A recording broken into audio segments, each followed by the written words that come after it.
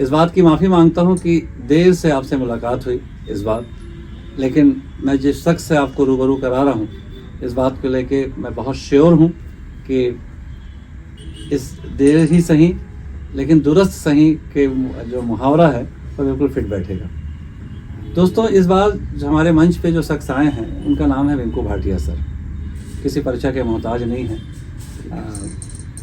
हिंदुस्तान में ऐसे बिरले होंगे जो इतने सारी खूबियों को लेके चलते होंगे, और अगर चलते भी होंगे तो इतनी मुस्कुराहट के साथ चलते होंगे, इसमें संदेह है। सर का मैं परिचय बताऊं, सर साझा चूल्हा जो एक प्रसिद्ध ब्रांड है रेस्टोरेंट का, उसके ऑनर हैं।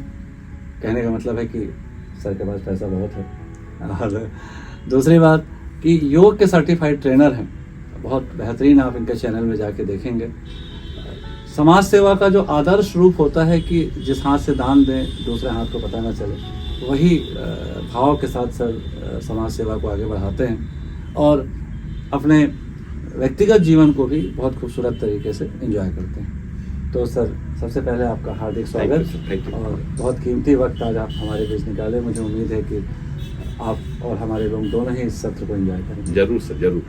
मैं सर आपके शब्दों में आपका परिचय जानना चाहता हूँ कि इतनी सारी खूबियों के साथ में जब आपसे कोई पूछता है कि आप कौन हैं, तो आप क्या बताना पसंद करते हैं? देखो सर, एक बात मैं हमेशा बोलता हूँ कि इंसान जहाँ भी जितनी ऊपर पहुँच जाए लेकिन उसके पैर जमीन में होने चाहिए। तो मैं जितने भी काम करता हूँ वो सब वो ईश्वर के कारण ही करता हूँ। और ये है कि जो मैं सोचता हूँ वो मैं कर लेता हूँ।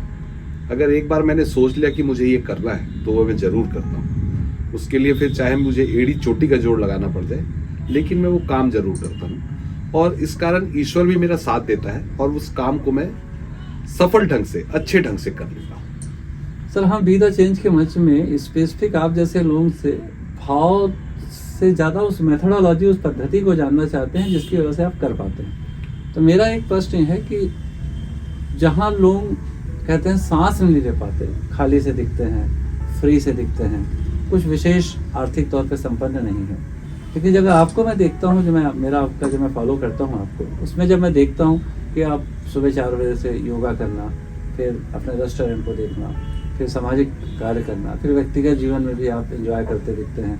कभी लिंक रोड में आप मैडम के साथ गोलगप्पे खाते दिखते हैं, कभी मैरियट में आप कपड़े खरीदते दिखते हैं, बड़े सहज रूप में दिखते हैं। तो स्पेसिफिक वो कौन सी पद्धति है जिसकी वजह से आप इतने सारे काम को साध पाते हैं? देखिए सर, सबके पास 24 घंटे होते हैं, किसी के पास 26 नहीं होते। अब आप किस बात को इम्पोर्टेंस दे रहे हैं ये आपके ऊपर डिपेंड करता है कि आप कौन सा काम करना चाहते हैं, कौन सा नहीं करना चाहते। हमारे साथ क्या होता है, अमूमन ये देखा गया है कि हम उस कार्य को इम्पोर्टेंस देते हैं जो जरूरी नहीं होता, और उसके कारण जरूरी काम हमारे हाथ से छूट जाते हैं। तो आप अपना टाइम मैनेजमेंट करें, हर चीज का टाइम फिक्स रखें, और आप देखेंगे कि आपको धीरे धीरे आप उस लेवल पे पहुंचते जाएंगे और चीजों को बड़े आसान ढंग से करेंगे और सारी चीजें कर सकेंगे। बस ये है कि आप जो आपके जरूरी काम है उसका आप समय बांधें, और परिवार के लिए समय, आपको घूमने के लिए समय, पढ़ने के लिए समय, और अपने आप पे का अपने लिए काम करने के लिए समय, ये सबसे ज्यादा जरूरी है। जो हम नहीं करते हैं, हम पूरी दुनिया को देखते हैं और अपने आप को नहीं देखते। तो आपको अपने आप को देखना है और अपना काम करना है और अपने लिए काम करना है। सर, एक चीज देखने में आई, जो लोग आपको करीब से फॉलो करते हैं, मैं करता हूँ, मेरे और मेरे जैसे लाखों लोग हैं, जो आपसे प्रभावित होने का सबसे बड़ा कारण है कि रेस्टोरेंट आपने कहीं ऑर्गेनाइज या प्रोफेशनल ट्रेनिंग नहीं की और ये still you are success. Yoga का आपने कहीं क्लासरूम ट्रेनिंग नहीं किया, यू आर सक्सेस। समाज सेवा का आपने कोई MSW का कोर्स नहीं किया, पर still you are doing very good.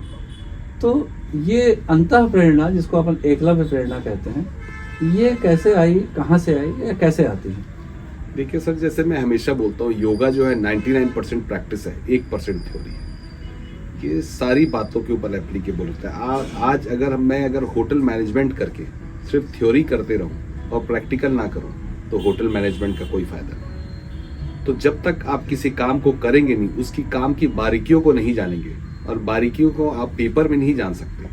Paper में सिर्फ पेपर ही देखेंगे आप, उसको जब तक आप करेंगे नहीं, करने के बाद उसका अच्छा उसका बुरा आपको पता चलेगा, और उसके बाद जब उसका रिजल्ट निकलेगा तब आप एक्सपीरियंस होंगे। और हमको रोज नित्य नया जो है सीखने को मिलता है, चाहे आप योगा करें, चाहे आप बिजनेस करें, चाहे आप पढ़ाई करें, आप जो भी करेंगे, learning is a slow process, but once you learn, एक बार आप जब याद कर लेंगे फिर आपको कोई आसानी जाएगी, फिर आपको कभी कोई दिक्कत नहीं जाएगी। जब हम गाड़ी चलाना सीखते हैं तब हम देखते हैं कि गाड़ी, पहले हम गियर को देखते हैं, ब्रेक को देखते हैं, क्लच को देखते हैं, साइकिल चलाना सीखते हैं तो देखते हैं, लेकिन जब हम चलाना सीख जाते हैं तब कभी कोई दिक्कत नहीं होती। तो मेन है कि लर्निंग, और आपको नित्य सीखना है और हमेशा सीखते रहना है। बिल्कुल, मतलब सर भी वही बात कह रहे हैं जो इतने सफल लोग कहते हैं कि हमको लगातार लर्निंग प्रोसेस में रहना है। यस सर, अगला प्रश्न ये है कि समाज सेवा हो रही है, हमारे किताबों में लिखा है कि समाज सेवा पता नहीं चलनी चाहिए,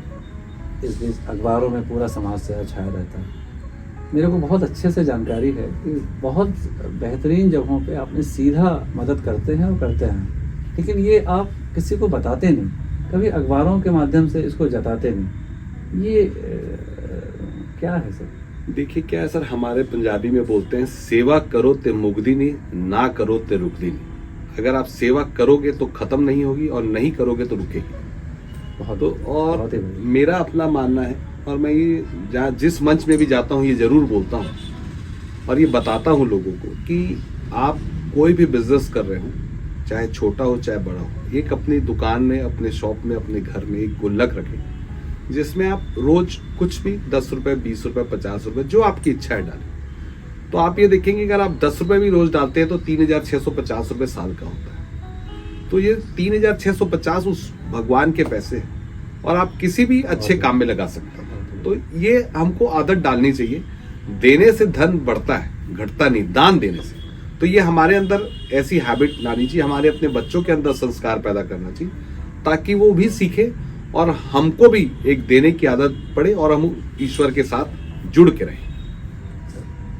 सर, एक जो आज का जो जीवन है, उस जीवन में ना बहुत आदर्शवाद लक्ष्य हो सकता, ना अति व्यवहारिकता हो सकता, बहुत ज़्यादा इम्प्रैक्टिकल नहीं हो सकता। संतुलन सबसे महत्वपूर्ण लक्ष्य होता है जीवन का। मैं जो देख पाता हूँ बहुत बिरले लोगों में कि आपने अपने आध्यात्मिक जीवन में, अपने सामाजिक जीवन में, अपने स्पिरिचुअल या अपने जो यौगिक जीवन है उसमें आपने एक अच्छा संतुलन स्थापित किया। कुछ बिंदुओं में बहुत 1, 2, 3 ऐसे बिंदुओं में बता सकते हैं कि इस संतुलन के लिए क्या क्या चीज़ें आवश्यक हैं? ये मैं आपको पहले बता चुका हूँ, सिर्फ टाइम मैनेजमेंट और अपने ऊपर काम करना। आप जब देखोगे कि आप अपने ऊपर काम कर रहे हैं और आप इम्प्रूव हो रहे हैं तो आपकी और लालसा बढ़ती जाएगी। आप जब एक बार जुड़ेंगे, ईश्वर से जुड़ेंगे, अपने आप से जुड़ेंगे, क्योंकि ऐसा बोला जाता है, सभी धर्म ग्रंथों में ऐसा बोला जाता है कि ईश्वर हमारे अंदर है। एक हमारे अंदर ही जो है वही सब कुछ चला रहा है, वही सब कुछ कर रहा है। तो हमको अपने लिए काम करना चाहिए, बस यही मैं बोलूंगा। और अपने लिए काम करने का मतलब है कि अपने धर्म ग्रंथों को और दूसरे भी धर्म ग्रंथों को पढ़ना चाहिए ताकि हमको पता चले कि क्या वो टीचिंग्स दे रहे हैं। कोई धर्म गलत नहीं होता और कोई गलत शिक्षा नहीं देता। सर, चूंकि आपने अपने व्यक्तित्व को बहुत प्रेरणादायी बनाया है और युवा पीढ़ी भी चाहती है कि वो भी अपने व्यक्तित्व को आपके जैसा बनाए, तो आपने कहा था कि गुरु की आवश्यकता होती है, तो क्या आप आने वाली पीढ़ियों के लिए गुरु की भूमिका निभाएंगे? 100%। अगर किसी को भी मेरे से कोई लाभ मिलता है, ऐसा उसको लगता है कि मेरे से उसको लाभ मिलता है, क्योंकि देखो आप हर किसी को सेटिस्फाई नहीं कर सकते, लेकिन अगर कोई आपको गुरु मान रहा है या कोई आपसे कुछ सीखना चाहता है तो ये हमारा सौभाग्य है। और हमको उस छात्र का, उस लड़के का या उस लड़की का, जो भी एक स्टूडेंट कोई मेरे से अगर कोई सीखना चाहता है योग के बारे में, तो मैं 100% उसको अपना शिष्य तो मैं नहीं बोल सकता क्योंकि शिष्य बड़ी चीज होती है, लेकिन मैं उसको जरूर बताऊंगा कि योग के लिए हमको किस तरह हमको एक्सरसाइज करना चाहिए, किस तरह हमको योग करना चाहिए, कि कैसे हमारे शरीर में लाभ हो और कैसे हमको अपने जीवन में हम उस योग को उतारे ताकि हम अपने जीवन को अच्छा बना सकें। दोस्तों, योग तो आप सीख ही लेना, लेकिन पैसा कमाने का तरीका भी सर से सीख लेना। Thank you so much sir. Thank you sir, thank you. बस दोस्तों, अब बातों का कोई अंत नहीं है, लेकिन हम सर से कमिटमेंट ले रहे हैं कि बहुत जल्दी फिर आपको इस मंच में चाहेंगे और दिए हुए नंबर पे जो आपको दिखेगा उस पर आप सर से एक उनके तरीके से आप समय लेके उनका अनुभव का लाभ ले सकते हैं।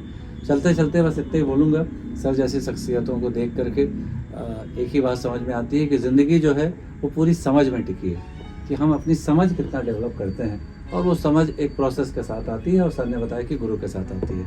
तो इन 4 लाइनों के साथ पे हम दोनों ही अस्थायी तौर पे विदा लेते हैं कि हवा पानी आग है ज़िंदगी, हवा पानी आग है ज़िंदगी, जोड़ घटाओ गुणा भाग है ज़िंदगी, और ना समझो तो पीड़ा ही पीड़ा, ना समझो तो पीड़ा ही पीड़ा, और समझ सको तो मधुर राग है ज़िंदगी, समझ सको तो मधुर राग है ज़िंदगी। Sir thank you so much, बहुत जल्दी आपसे मुलाकात होगी। Thank you. थैंक यू दोस्तों, all the best, meet you again, बहुत जल्दी आपसे फिर मिलते हैं।